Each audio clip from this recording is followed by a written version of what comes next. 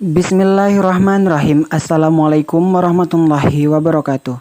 Perkenalkan, kami dari kelompok 3 yang akan membahas majaz isti'arah dan beranggotakan Ahmad Fajar Saragih, Hafizatul Absidah, Syaza Alifah, Khairia Elisa, Raihatul Jannah.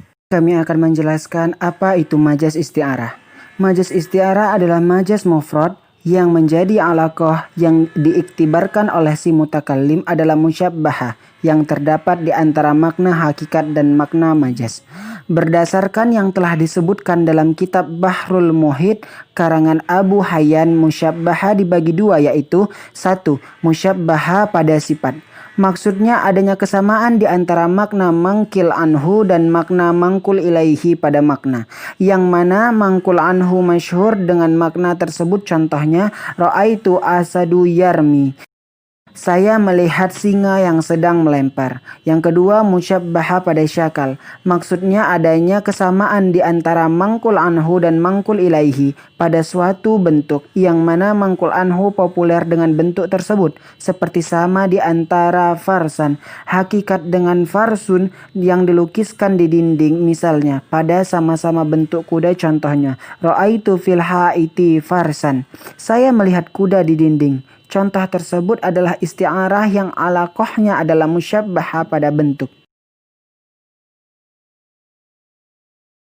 Rukun-rukun isti'arah. 1. Musta'ar, yaitu lafal yang menunjuki kepada musyabbah. Lafal yang menunjuki kepada musyabbah dinamakan sebagai musta'ar karena lafal ini seperti pakaian yang dipinjam dari pemiliknya oleh peminjam untuk dipakai. 2. Musta'ar minhu, yaitu musyabbah bih. Musyabbah bih dinamakan sebagai musta'ar minhu karena musyabbah bih ini bagaikan orang yang meminjamkan pakaiannya. Maksudnya, lafal musyabbah bih diambil untuk digunakan pada lafal yang lain. 3. Musta'ar lahu, yaitu musyabbah. Musyabbah dinamakan dengan musta'ar lahu karena musyabbah yang mengambil lafal dari lafal yang lain. Maka musyabbah ini jadi seperti orang yang meminjam pakaian dari pemiliknya untuk dipakai.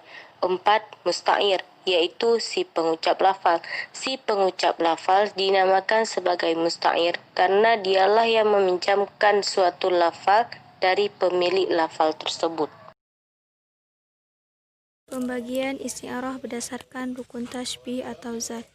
Dari segi rukun tashbih, isti'arah dibagi menjadi 3, yaitu 1. Isti'arah tasyrihiyah atau yang disebut dengan musyarrahah. Yang kedua, isti'arah ma'niyah atau yang disebut dengan bil kinayah. Yang ketiga, isti'arah takhyiliyah. Yang pertama, isti'arah tasyrihiyah atau yang disebut dengan musyarrahah. Isti'arah tasyrihiyah adalah isti'arah yang dijelaskan dengan lafaz yang menunjuki kepada musyabbah bih saja, tanpa menyebutkan rukun tashbih yang lain. Contohnya, ra'aitu asadan fi hamam, yang artinya saya melihat singa di kamar mandi. Sedikit penjelasan dari contoh yang di atas. Laki-laki yang berani diserupakan dengan asad atau singa. Dengan jami'nya atau yang disebut dengan wajah persamaan adalah jara'ah, yang artinya berani. Kemudian lafaz yang menunjuki kepada musyabbah bih yaitu lafaz asad yang dipinjamkan kepada rajulun syura, yang artinya laki-laki yang berani, sebagai isti'arah tasriyahnya. Yang kedua, isti'arah ma'niyah atau yang disebut dengan bil kinayah. Isti'arah ma'niyah adalah isti'arah yang tidak disebutkan lafaz musyabbah bih karena sudah disebutkan lawazim dari musyabbah bih tersebut, maka yang disebutkan hanya musyabbah. Yang ketiga, isti'arah takhliyah. Isti'arah takhliyah adalah mengisbatkan lawazim musyabbah bih bagi musyabbah yang lazim tersebut menunjuki kepada terjadinya peminjaman lafaz musyabbah bih bagi musyabbah. Isti'arah takhyiliyah tidak bisa terlepas dari isti'arah ma'niyah, sehingga musyannif membuat satu contoh untuk keduanya, yaitu adfaru maniyati nusyibat bil fulan, yang artinya kuku kematian dicengkramkan kepada si fulan. Perbedaan antara isti'arah tasyrihiyah dan isti'arah ma'niyah. Perbedaan antara kedua Macam isti'arah tersebut terlihat jelas dari definisinya masing-masing, dan hal itu pun sesuai dengan mengklarifikasi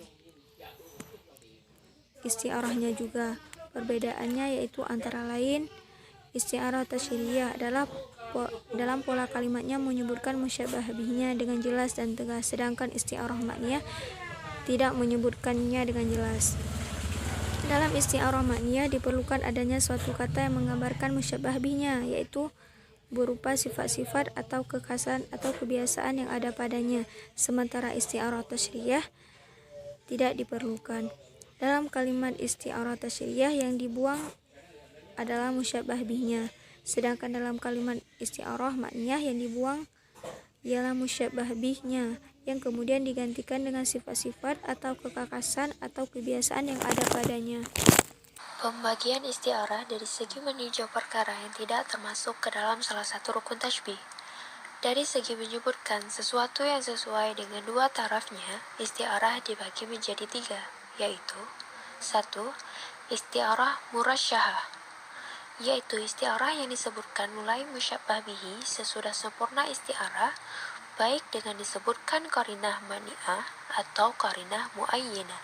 Contohnya, ra'aitu asadan fil hammami libadun. Saya melihat singa yang berbulu tungkuk di kamar mandi. 2. Isti'arah mujarradah, yaitu isti'arah yang mulai musyabbahnya disebut sesudah sempurna isti'arah. Contohnya, ra'aitu asadan fil hammami lahu silah. Saya melihat singa yang berpedang di kamar mandi. 3. Isti'arah mutlaqah, yaitu isti'arah yang mulai musyabbah bihi dan mulai musyabbah tidak disebutkan sesudah sempurna isti'arah. Contohnya, ra'aitu asadan fil hammami. Saya melihat singa di kamar mandi. Pembagian isti'arah dari segi lafaz musta'ar. Dari segi lafaz yang ingin dipinjamkan, isti'arah terbagi menjadi dua, yaitu pertama, isti'arah asliyah. Apabila yang menjadi lafaz musta'ar adalah isim jinsi, seperti lafaz asadun dan qatlun, maka isti'arah tersebut dinamakan asliyah. Definisi isim jinsi menurut ulama bayan adalah suatu isim yang menunjuki kepada suatu zat yang umum dan terbenar kepada banyak, walaupun secara takwil tanpa meninjau sifat pada dalalah berdasarkan peletakan dasarnya. Maksudnya terbenar kepada banyak adalah sah mengkabarkan dengan zat tersebut. Maksud dari zat adalah umum madlul atau pengertian yang ditunjuki oleh suatu lafaz. Seperti lafaz asadun, maka lafaz tersebut hanya menunjuki kepada zatnya saja, yaitu hewan buas.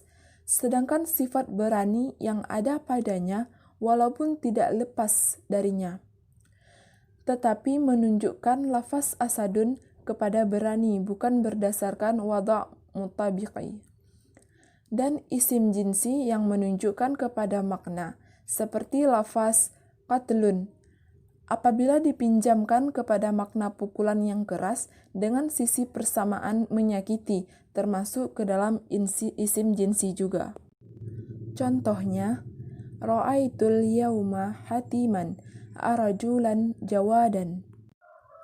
Saya melihat si Hatim, laki-laki pemurah pada suatu hari.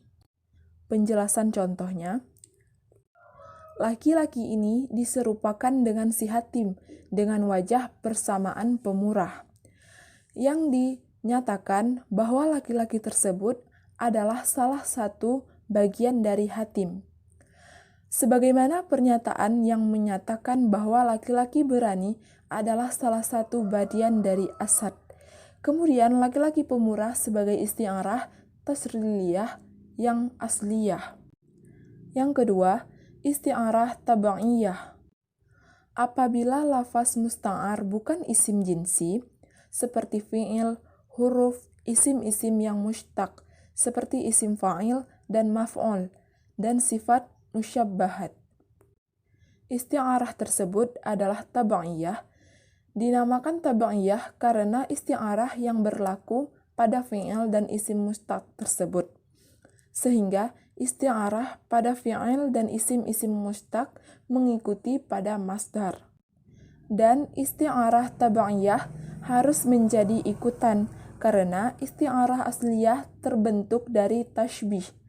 Kemudian tashbih menghendaki bahwa keadaan musyabbah harus menjadi mausuf, zat, bagi wajah syabbahnya. Contohnya, gharada syairu biqasidatin. Penyair itu berkicau dengan puisi.